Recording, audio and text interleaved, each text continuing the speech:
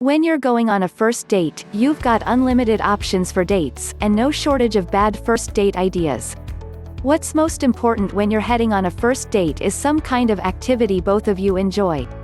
I generally advise guys to plan activity dates for two simple reasons: they allow you two to get to know one another without forcing you to talk the entire time, and they create a shared experience from the get-go.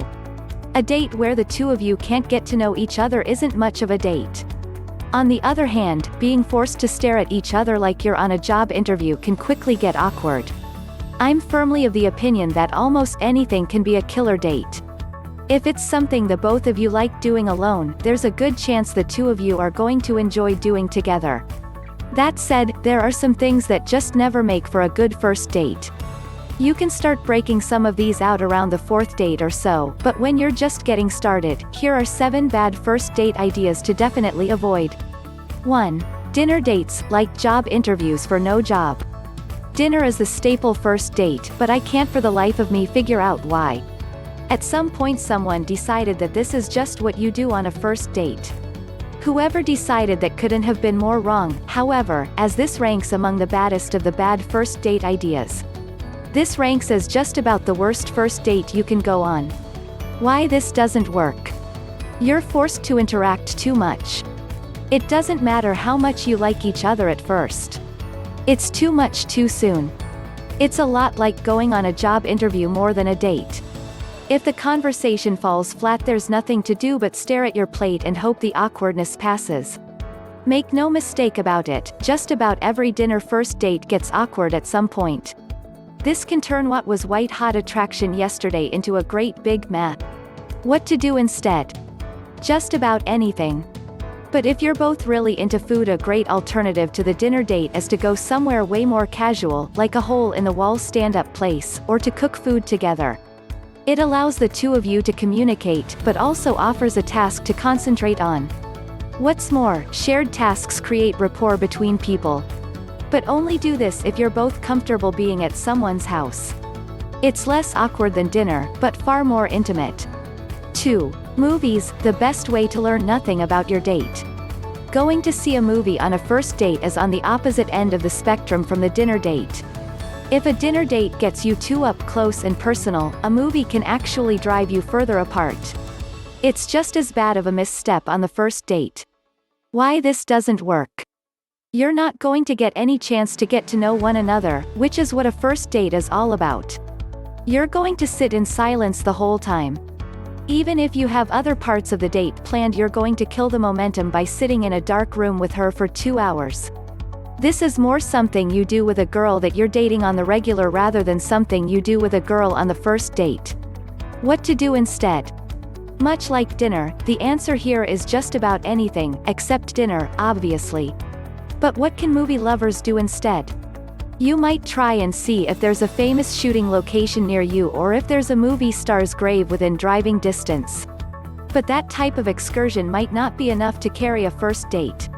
So I'd advise you to find something else the two of you like that facilitates conversation about film while you do something else. 3. Family stuff takes it way too seriously. It might sound strange, but I hear about guys doing this.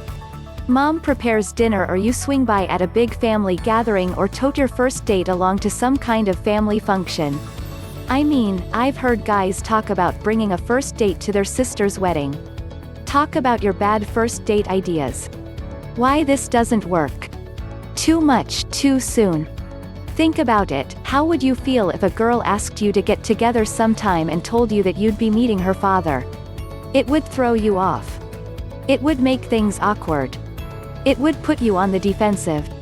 What's more, you'd have every reason to feel like things were a little bit off. You'd probably wonder why there wasn't someone else available. What to do instead?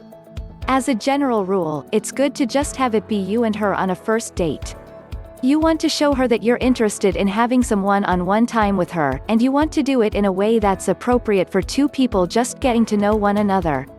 Skip the family function and ask her out some weekend when you're completely free. 4. Group activities with your friends, the high-pressure date. I am totally a huge proponent of group activities. In fact, I throw a pool party once a month where I invite all kinds of people. It's a great time, but it's not a first date. Why this doesn't work? It's really not that much different from introducing her to your family on a first date. After all, friends are basically the family that you choose.